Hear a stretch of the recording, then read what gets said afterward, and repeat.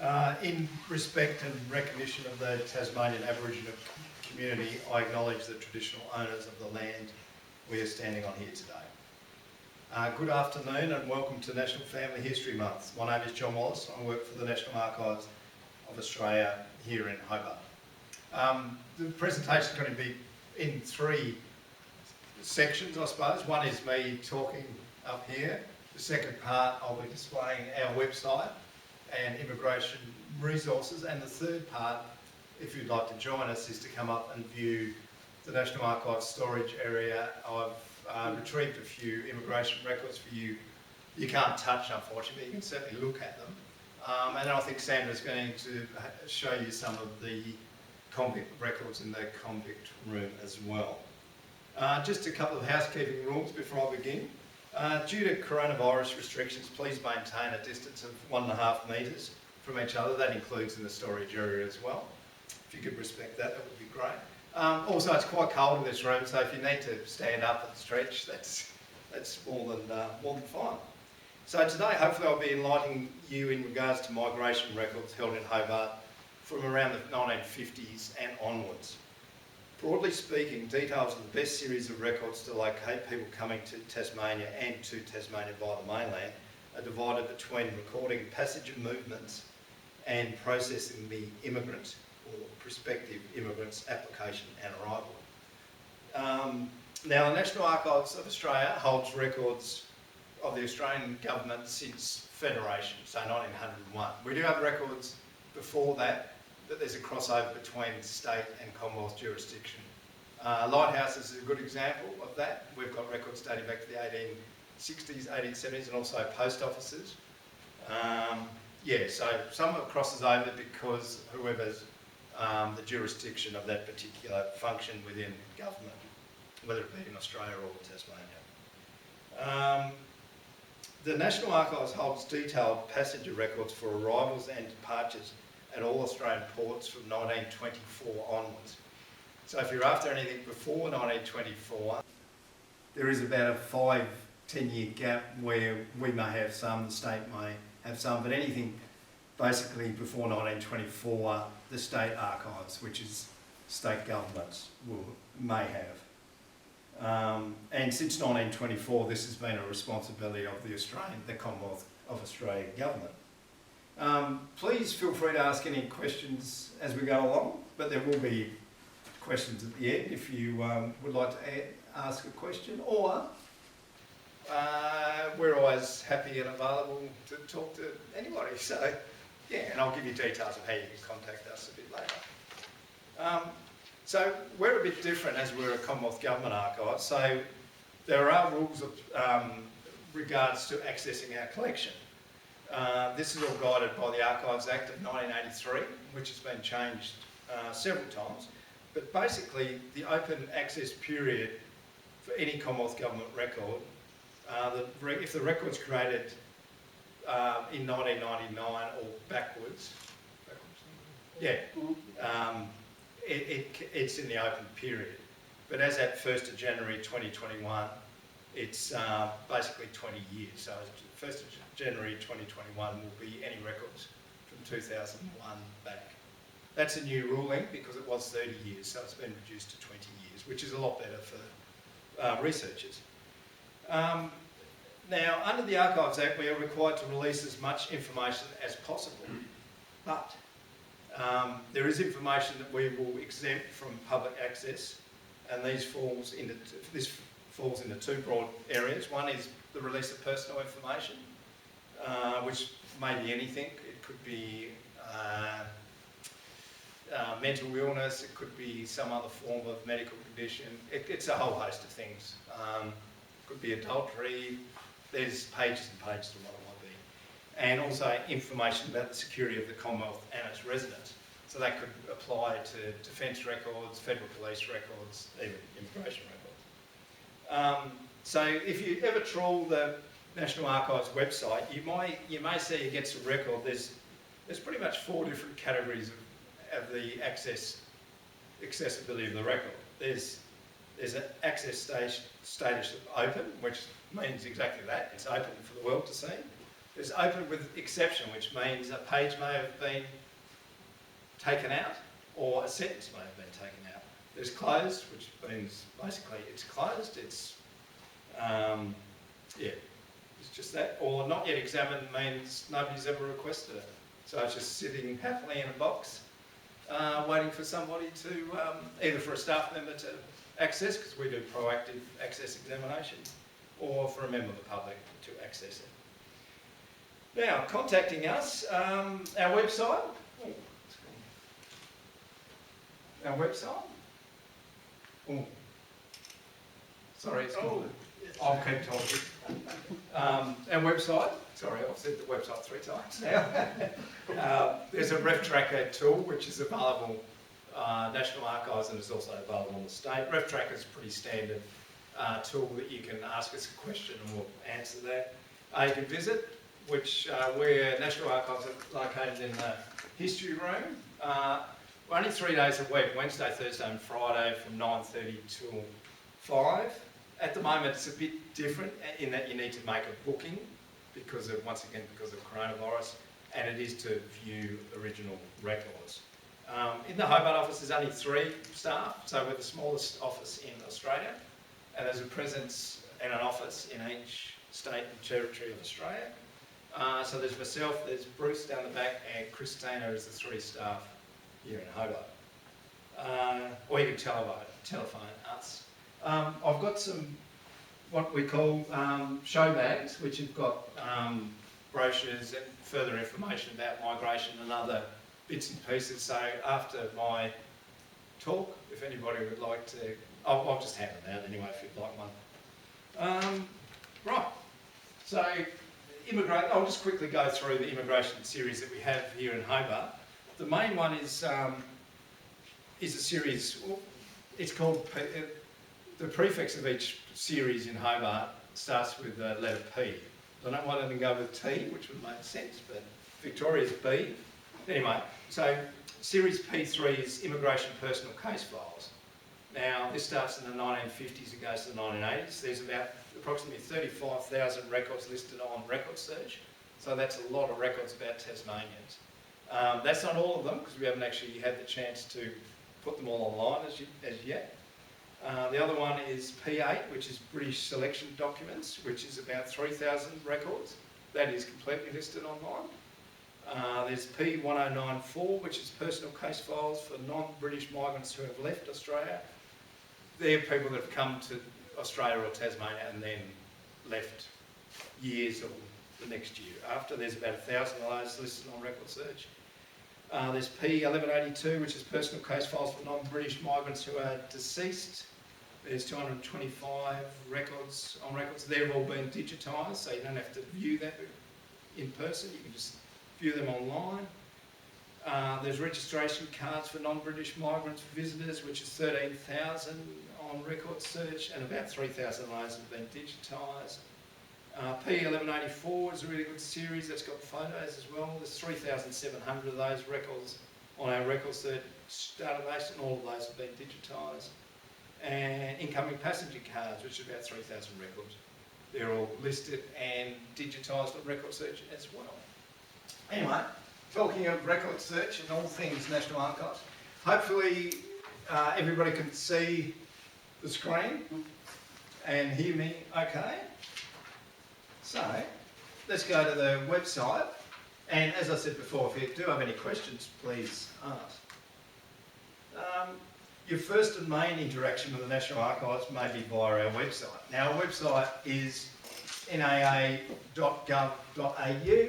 and on the front page is the latest thing that's happened to National Archives is about the Kerr Palace letters, which are now online. You may have seen that on TV.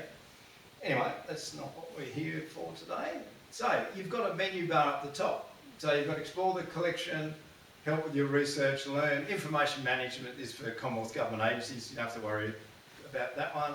Visit Us, About Us, and there's a search facility in the corner as well. So what we're here for today is to look at immigration records. So if you go to Help with your research, and then you go to, jumped ahead. Sorry, if we're going to explore the collection. So, search the collection, record search, which we will do in a moment. I'll show you how to, does anybody use record search before? Yep. Okay. So, you'll see under explore the collection, there's a lot of information here about probably our most popular records of interest. So there's intelligence, security, other websites, defence and war service records, proof of arrival, the Kerr Palace letters, archives at home, First Australia Cabinet, search for people, stories from the archives. So what we're going to do today is just go to immigration and citizenship. So if we click that, now this gives you a whole host of information. So if we scroll down, sorry, I'm not used to using this laptop. So once again, it gives you a link to record search, but as you go down, you've got a whole, there's 8 different categories of different types of records about migration to Australia and Tasmania. So you've got passenger arrival records, citizenship records, Immigration Restriction Act, migrant accommodation camps, wartime internment camps, alien registration. Now, when you see the word alien, alien just means in the 1940s, 50s, any migrant coming to Australia was described as an alien. It's just the word they use. Yeah, child migration and destination Australia. Now, if we keep going down the bottom of this page, there's also, you've got publication and guides. Now, any of those 8 categories there, you can explore either of those, and you can actually also upload or download the guide and read about it. So let's go with Child and Youth Migration Australia as an example. If you click on that. So there's actually a publication, which is normally, $25, $30, but you can actually download that and read it. So what that tells you is a host of information about children coming to Australia. So there's 8 different categories of that. I'll come back to this. The other really interesting, I'll come back to this page.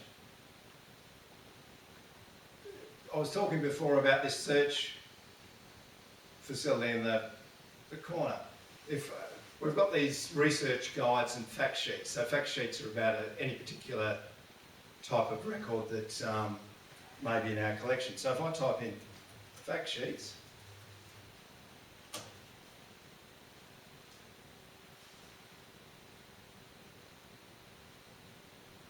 and we go to fact sheets, you'll see, these are all done by different staff and different offices. You'll see just about any record collection in National Archives is here. There's Prime Ministers, there's all types of different things. But if I go to 184, there's passenger records held in Hobart.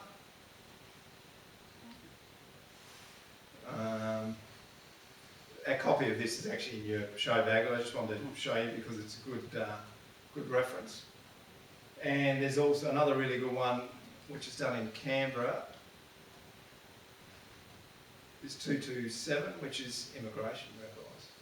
So that's an overview of what type of immigration records we hold here at the National Archives. And once again, that information is in the little show bag. Anyway, moving right along.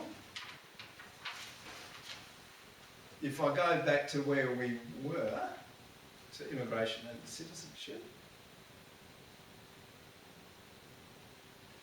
this website here I found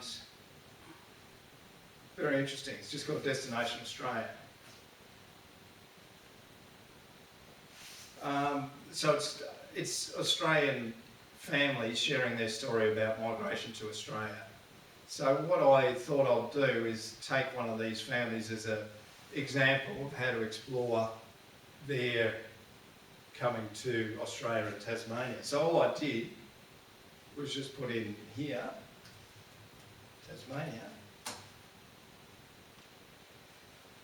Okay, and I thought, why not just select the first one? So, apologies for my, if I say this name incorrectly, but the Hugenhorts. So it's about them. So they were a family of migrants that came to Tasmania. There's a nice little story. Yeah. So they had a bakery in Sheffield. Don't know whether you can all read that, but and there's a lot of photographs and other stories about this particular family online. So I thought, well, why don't I take them as an example of how to do a research on your own family or somebody else's family. So I thought, right, so this is my starting point. So that's a really good website to look at, and also you could put in your own family's information. It's called Sharing Our Post-War Migrant Stories. So if we go back, and back again. So, okay, so we want to go to record search because I want to explore this family. Okay, now the first tip I can give you is the record search. For me, it's quite easy to use because I use it all the time. But you'll see up the top menu, it's got basic search, advanced search, name search, photo search, passenger arrivals, newly scanned records. Now, basic search is exactly that. You can put somebody's name down. I could put John Smith in, and there'll be 45,000 entries come up. Advanced search is exactly that, which I'll go through in a moment. Name search you can use. I don't use name search because sometimes I find it's not quite correct. So you can put John Smith in and put immigration records, and I'll find all the John Smiths that may have came from, say, England to Australia. Photo search is exactly that. You can look at photos on our collection. So I could put in Collingwood 1958 grand final win, and something might come up. Passenger arrivals is exactly that. You could, once again, put in a John Smith, which is a bad example. Put in as much detail, but we'll go into that. And newly scanned records is records that National Archives have proactively put online as records that may be interesting for the public. So if I go to advanced search, which is the second tab, so then it comes up with the Commonwealth record series. Now, we're not really interested in organisations. Well, you may be interested in agencies, which is the Department of Immigration. We probably all know that if the immigration are controlling migrants coming to Australia. Series is what I was talking about before. Remember I was saying about the type of different series. Series is a collection of records. So it could be 500 boxes, it could be one box. It's a series of records. And within that series of records, or within those series of boxes, there's an item, just one file. So what we want to do is look at the item. So all you do is go to item, and then you've got a whole host of, rather than just have a basic search of just a name and a date, you've got keywords in title, you may know the series number, you may want to look for a particular date range, you may want to only look at the location of items, the records in Hobart. The access status is what I was talking about before. So it gives you a lot more options if you know more about what type of record you're looking for. So we want to look for the gentleman, the husband, father, his name is Jan Hugenhort. So if I put in that, okay, so this is good. So we've got six entries. Now you'll notice in that see the digitised item, there's a page icon. That means it's been either somebody's requested and paid for that to be digitised, or a member of staff have actually chosen that particular series of records to be proactively digitised. So we want to know more about this Mr. Hugenhort. So we're going to select the second one as an example. So if you click on that, up pops his record. So this one is only 2 pages, but it gives you a bit of information. He was born in Holland. His intended address in Australia is, I think that's supposed to be Dooley Street in Penguin, Tasmania. So you're on the right track because you know you came to Tasmania, so you think, okay, this might be a brother, it might be the husband, who knows. Date of birth is probably one of the most important things, 11th of May 1926. And what else? So he's actually single at this point in time. And the other interesting thing, if you're looking for his passenger arrival in Australia, up the top, the Johan van Oldenbarneveld came into Melbourne on the 3rd of May 1951. So if I was researching this gentleman, I would jot all that information down and continue with my search. The second page is just the back of the form. So let's get out of that. And there's a P3 record, which is also in Hobart. This is what an immigration case file looks like. So unfortunately, it's only 7 pages, but might be 7 pages of the best information you've ever seen. So once again, let's have a look at.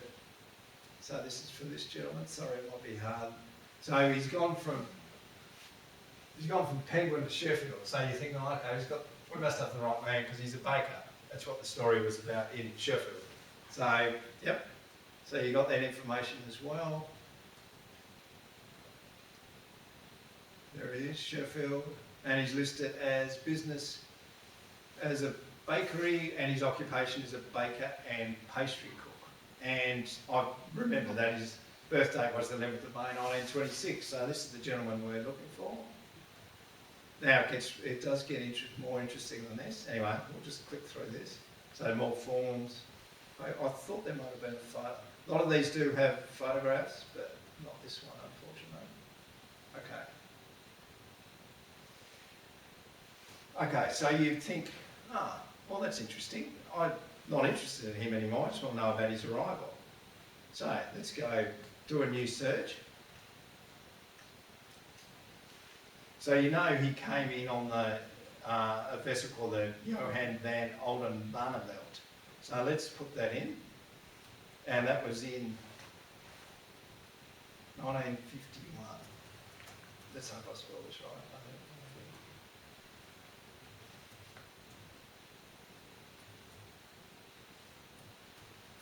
So I'll put the vessel's name in and just put 1951 and see how we go. Yeah, I'm not overly excited about that because there's 1,421 records. So I'm thinking, yeah, okay. So we want to refine that search a bit. So see up here, you got refined search. Now, what you're looking for is a passenger record. So if you were to pop in passenger, it goes down to 12. Okay. So what you're hoping for here is to find a digital record of the passenger list. And so this is the one so he arrived in Melbourne on the 2nd of May 1951. So he's into Fremantle on the 28th of April 1951. So what you've got to do from here, there's 73 pages of passenger arrivals information on this document. To save us all the stress, I've already done this, so he's on page 37.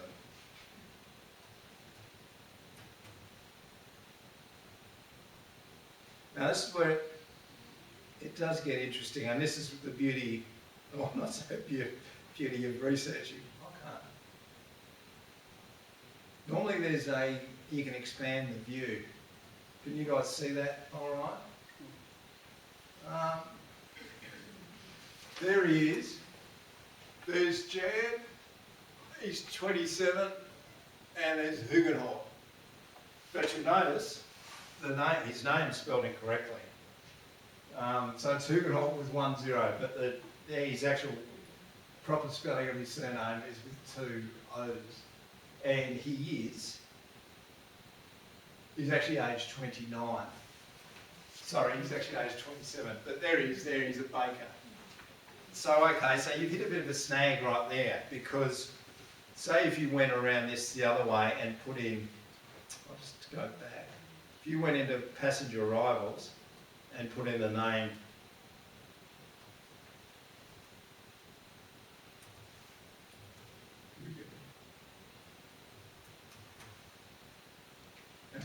Jan, you get nothing. Let me take out one of the O's, and hopefully you've got it. So don't give up just because it doesn't come up. There he is there. So it's nobody's fault, it is somebody's fault because it's got his name incorrectly. But I take it the State Archives are the same, National Archives, if somebody spelt somebody, it's the original record. You can't get a pencil and just go and change it. Because we're not back in that, because a lot of people did, a lot of Smiths had Y's, like, and they changed it to I's, and we are not, no, we just cannot change it. No. So because it's an original record, you can't change it even if you know, like I now know that there's a mistake on that record, but we're just custodians of the records. It's actually a Department of Immigration record from 1951. So if I go back, I'll go to advanced search again. So what I'm saying with this example, which is what I found, is just keep trawling through the records, and you'll eventually get there. But his age might be different, his name might be different, but he should. 99% of the time, they'll be on the passenger list. And if I was to put in other,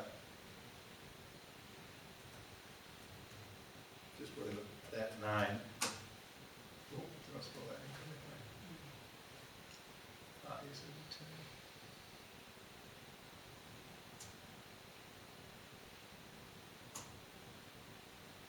is. Okay, so the whole of some of them may not be related, but because once again I've done this search, his wife, who was in the original photo, that's her there.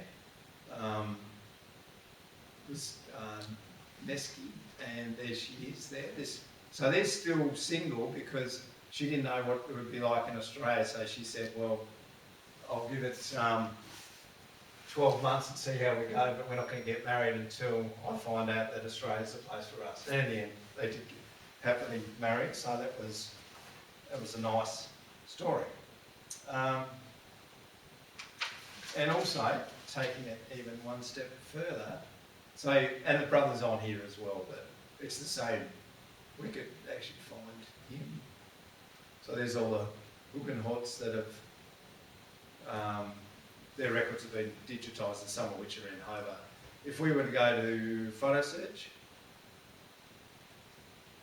and put in that particular, not everybody's family, of course, is going to have a photo of them, but I think these guys, because they were such renowned bakers in the 1950s, that they had a couple of news stories. So there's actually 4 photos. So here's the original. That's the family walking down the street in Sheffield.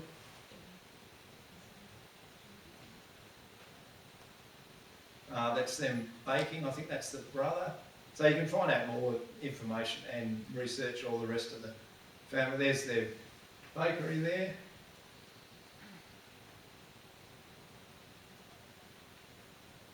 And Dutch baker in Tasmania grows his own eggs. John Hugenholt with brother-in-law Peter in Sheffield. So they've got their own chickens for eggs as part of the bakery industry. So, yeah. Now, just quickly to go, anybody got any questions with any of that? Yes. Can you go over again how these files, and I don't mean the passenger list, I mean the individual migration file with details about people, how does that get to be digitised and publicly available? Okay. So, each office, what we call is a proactive digitisation plan. World War I and World War II service records have been digitised in Canberra, or they are. World War I is completely done, and World War II is probably a quarter done. So there is a series of records that are actually digitised for free.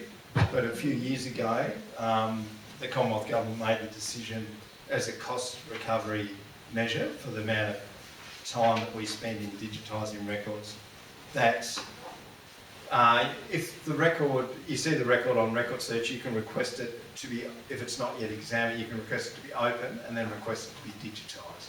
And then do you also give permission for it to be available publicly? Because I just get a bit concerned. These files have very identifying information about people who could still be alive now. And I would think either that person can authorise for it to be available publicly, or are you able to ask if it's removed?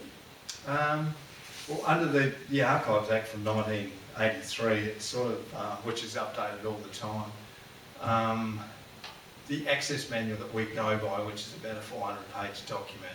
So our job is to actually read the file from front to back, and we're identifying anything that may be detrimental to that individual. I'm thinking, look, it's 2020, I won't get bogged down on it, but how many times do you have a password that says, what was your mother's maiden name? You know, and it's not too much of a stretch to think that. No. I can understand, you're obviously talking about things that might be socially, awkward, marital background, criminal behaviour or something. Yes. But this has a lot of very identifying information about the person in your immediate history. But I think that's not really very secure in the 21st century. No, and unfortunately, some of this material would be used for those purposes, as in criminal behaviour, as a good example with the password. So those decisions are made in... Your families are not contacted before all this is made available? No. Before it goes online? No. So So you don't anybody know. throughout You the don't world know that it's actually there. can request a copy I of a find that digitised record concern, online. actually. Yeah. Yeah. It's been like that for quite a... Well, it used to be, I know certainly with World War I records, World War II records, I accessed my father's record, I had to give permission and say, yes, I've paid to have this available to me, and yes, I'm quite happy for it to be publicly available.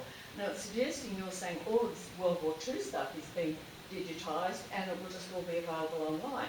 Is that what I understand you to say, or is it selectively available? No, it's all... Bruce, if a family does actually... Because we're the Hobart office, so we're controlled by a Canberra office, so we just basically go. So if a family member, for example, World War II file, Bruce, if a family was to contact Canberra and say, can you remove that file, would they do that? If there's strong circumstances behind Yeah, I that? think there is discretionary powers for the Archives Director General to make those kind of decisions, But it's opt-out, in other words. You're saying it's opt-out, unless you say, no, I don't want my father's World War II records with all identifying information about me and my brothers and sisters and everything. That's going to be available to everyone. What it boils down to is it's a government record created by the government, and under the Archives Act, we are bound to release that information if somebody requests it. But what if they don't request it? I'm sort of hearing you say that because this digitisation program is going on, that it will just automatically be made available. That's correct. And I don't want to get bogged down on it. People at a higher level than me have made that decision. Yeah. And they see a greater good in releasing the information and making it available than holding it back. To be honest, a lot of the migration stories, for example, are a happy story because they may be in war-torn parts of Europe or wherever when they're coming to Australia, and they're, it's a happy story. But as Bruce is saying, we don't actually make those decisions. We're just guided by the acts that the National Archives is under. So, but I appreciate what you're I thought it was only deceased persons, so I'm just thinking, my information could be up there and I didn't realise, my God. Only if somebody's actually requested it to be, and you can view the original record rather than requesting it to be digitised in the history room upstairs. So it doesn't need to be digitised unless somebody requests it. And we don't keep everybody's record of everything they've ever done. It's only 5% of records created are kept permanently. So it's only a very small percentage of records that are kept, government records. So it's very unlikely that you're going to have your details from Medicare or Centrelink or similar government agency. That's not going to appear on their website.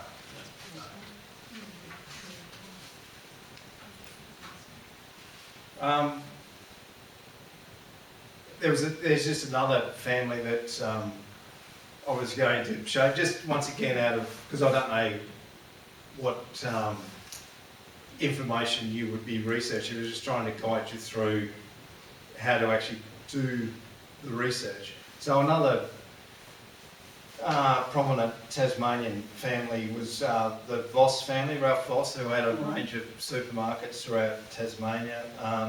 So if you were just to put in Ralph Voss as a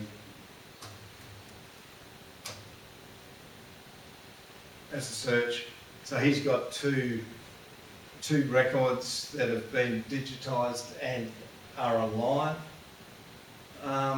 The first one of which I've purely picked out because it has got something on it, which is, it's open. You'll notice there it's open with exception. So this is what we call a statement of reasons. So it's actually explaining the decision why we've taken that particular sentence, word, whatever it is, off the file. In this case, we have to do this with all records. It's actually the ASIO officer's signature, which is quite common on migration records. With ASIO, they have requested that any of their signatures are taken off the file so that they can never be identified. So Mr. Voss, he hasn't done anything wrong, there's nothing, it's just that an ASIO officer has seen his file and has signed this particular file. It's generally a green stamp with, can't think of the wording on it, and with a signature. A lot of the signature can't decipher anyway to see who they are. So anyway, that's Mr. and that's what so if you see a record that has some paperwork on it, this was done in 2006, you can read, it's normally a 2 or 3 page document about, and yeah, I can see from the information it's an ASIO officer's signature. If it was something else, it's not going to say what it is, but it's been taken off for personal reasons. There's Mr. Voss there. Sorry, this is clicking forward.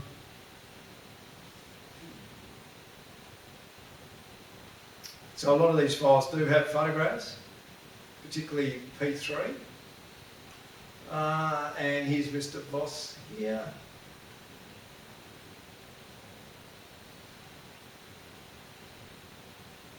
And yeah, the other thing is that's a really lot of information on the one page. So Mr. Voss, he has actually handwritten all that. And once again, it's come up with the date of landing. His port of landing is Sydney, 21st of February. Looks like 1951, but it could be 1950. So there's more information that you can research. And name of ship or aircraft is listed as PHTDM.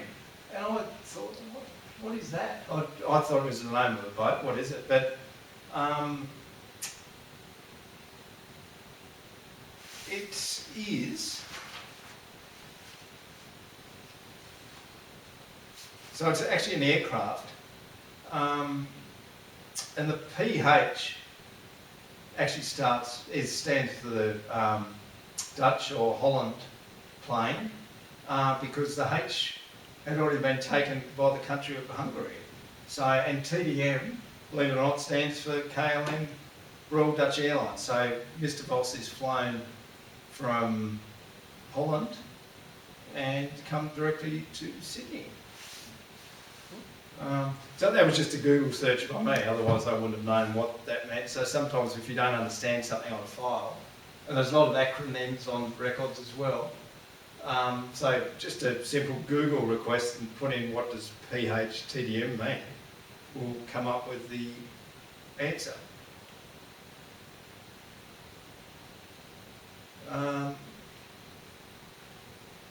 And somewhere on this file, I'll list the name of his wife, date of birth, etc., etc. So once again, you could research all that information, including the passenger arrival of that flight into Sydney. The other record is quite interesting. So this is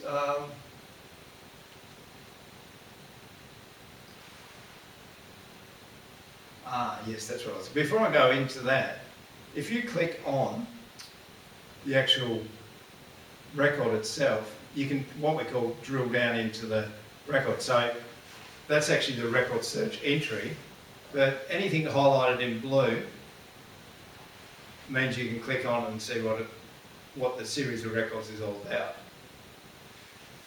So CP 900-6, which is in our Canberra office, is selection documents of Empire and Allied ex-servicemen.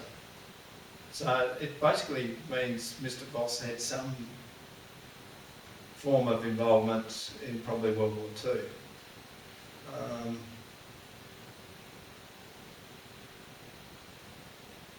So it says somewhere here. So he's a shop assistant at this time in a drapery shop. I'm sure it says somewhere. So he was a resistance worker. Somewhere in here it actually says he works, there it is, service particularly as a resistant worker. Okay. The other thing you can do when you're using record search, I've spoken about this series P3 quite often. If you were to put in series number P3, and there's a couple of interesting files within this. If I was to put in, I mean, you can just have a trawl through.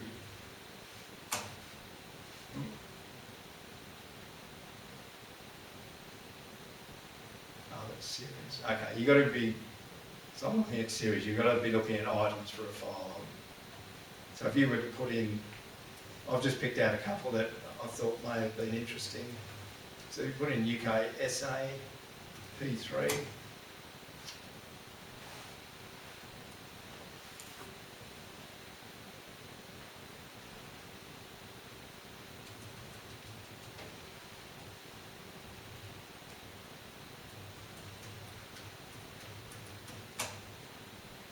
Okay. So this is the file from P3. So it's SA competition. Detailing the competition winners. So these are from English school children. So this is when the Australian government is promoting Australia to the English to come to Australia. So these variety of school kids have submitted their essays and won the prize to come into Australia. So this file is all about their visit. It's actually quite interesting. So they went out to Cadbury's. There's a whole list of what they did within this file. So rather than just individuals, there is also a lot of information about other aspects of migration. HEC, the Hydroelectric Commission, of course, hired a lot of migrant workers. That's not one. Sorry, I'm just having a bit of trouble with this laptop.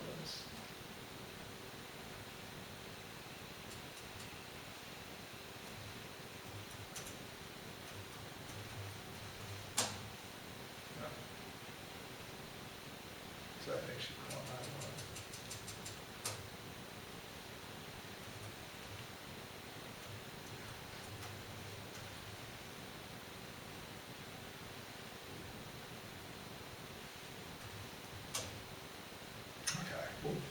There is a file on HEC Tasmania, the migrant workers, and there's a collection of photographs. For some reason that doesn't like it, but I don't know why. This one's about Olympic game visitors in 1956 at the Melbourne Olympics, and there was 46 people who chose to stay in Australia rather than go back to their own country. So this is the Department of Immigration trying to find these people. Which I dare say still, so there's photographs. So, yeah, what I'm trying to say is the migration series aren't just about individuals, there can be about a group of people, can be about a vessel, can be about an aircraft, all that. So getting to your question about digitisation. So it is, over the last few years we have asked the public to pay, just as a cost recovery measure, because it takes so long to actually retrieve the record. We do preservation on the records and then we digitise the records. So a small paper file is $29, so any of those immigration records are generally $29, and as they get a bit bigger, it can be $39 and they go up to about $79. But the way of beating that is just to view the record in the history room upstairs, and you can bring your iPad, bring your phone and take photos of the actual pages, or just write notes of what you're interested in with that file. So yeah, we'd like to go up to the storage area if anybody's interested. And just in conclusion, the records of the National Archives are a rich resource for the study of Australian history, Australian society and the Australian people. And I would encourage everyone here to make use of these resources that I've showed you, and to help promote your investigation, research and learning in regard to your family history, whatever it may be. And thank you again for coming out on such a cold and miserable day. We'll do it in twos if you want. You do half the congregation. And as you can see, you because the Commonwealth and not state, they have to be. We're not even allowed to look. So that's why it's caged. So if 3 or 4 want to go down there with Bruce, and he can. There's a record out on and some plans and stuff. Whatever. So if 3 and the rest can, and then we'll swap over. So here's an example of a. I'll just get. So this is these are both P3 files. So this is the main case file series. So this is actually a passenger listing of the First Guy that came to Melbourne. When did it come to Melbourne? 1962. So within that, anybody that's on that vessel is, so you could take, for example, Mr. McKenna and his family, Irene and children, I'd say, yeah. So he was a process worker, date of birth, etc. So that's basically, that's all that it gives it within these passenger lists. It just gives their date of birth. What else? It also talks about their religion there. But, yep, that's just Naturalised name.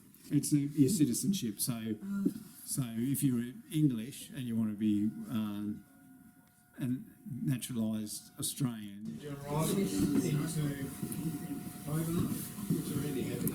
Everything is like this. Like P437 is a customs record. So that's what they look like. So they're just records within a series of records. Once again, these are customs records. So they've got passenger details. They've got what they've got on board, like whether they've got coal, wood, no supplies of any description. So when I was showing you record search, about 26-27% of the collection is on record search. Okay, yeah. And about 0.5% has been digitised. So it's very. So process. Yeah. I mean, it will get better because as equipment is modernised, we used to do it with the camera when we first did it. So you had a stand, you had a camera, you press the button, turn on the page. But like these guys, they've got we've got one upstairs as well with a flatbed scanner, so you can actually. And you notice in this room the humidity should be at 50%. But paper's not going to survive forever. You put an old newspaper in a box, I reckon 20, 25 years you won't be able to read it.